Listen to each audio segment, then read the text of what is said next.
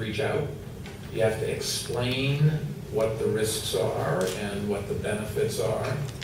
But in the end, you have to have a vision, and you have to convince people that they should give you a chance even if they don't think it's going to work. And then building on success. If you have a successful thing, you should not sit back. That's the time to go and have another project because you have momentum behind you and trust from the public. And I think it's the difficult thing for any administration is at the beginning where nobody knows whether they know what they're doing. Afterwards, it is, if you have credibility, it is using that. One of the things that's different between government and science. In science, if you go down a pathway and it turns out to be a dead end, you've really made a contribution because you've now said to other researchers they don't have to devote time and monies to that path. And it helps them find the successful one. In government, we tend to say, oh, that path, because it's a dead end, is a failure, and not give you resources and give you the opportunity to try again. And I think one of the difficulties we have is having the fourth estate, which is the way governments communicate with people, being able to understand the difference. And not everything, if there's an old saying that if you are a skier and you never fall, you're not trying the hard slopes.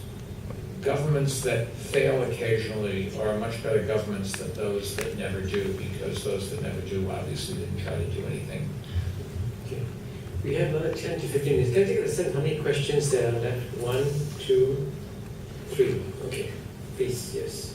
The lady at the back. Good morning, Mayor Bloomberg. My name is Matthew Ismail. I work for Bloomberg News. Welcome to Smart. Wonderful. Well, he's going to be nice to you, though. I don't know, the guy that covers me in New York is not always nice. I'm just wondering, given the fragility of the US economy, the layoffs at the banks, how concerned are you about the ability to get funding for the infrastructure projects that you've planned for? And are you looking at alternative options? And separately, where do you see the financial industry heading from here? Thank you. Well, financial industry will always be around. Financial industry is built on people whose jobs it is to take risk and to sell, and they'll always go through up cycles and down cycles. The great danger that we have now is not the lack of money. It is the lack of confidence that people have in the future, so that they don't want to take loans, and the lack of confidence that the bankers have, they don't want to make loans. We are vilifying the industry that we need to be expansive if we're going to come out of a recession. And we focus on the mistakes of the past, and there's nothing wrong with that, but when it gets in the ways of focusing on the future, you're going to stretch out the bad times. I've said this a number of times. We're out there assigning blame for the mortgage crisis rather than focusing on how we get the mortgage market functioning again so that people can afford homes and businesses can expand their workforces. There's nothing wrong with looking at what happened in the past and seeing if you can't do it better, but we are trying to threaten the very people we need to take risks if we're ever going to work our ways into a better world. And part of that, I think, is just a much more competitive press.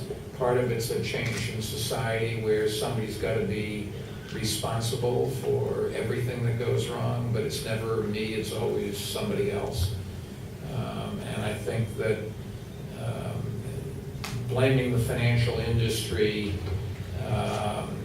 they certainly were part of every up and down, but it's not just them, and I don't understand why it's terribly productive to spend our time in vilifying the very industries that we need to take us into the future. Gentleman in front.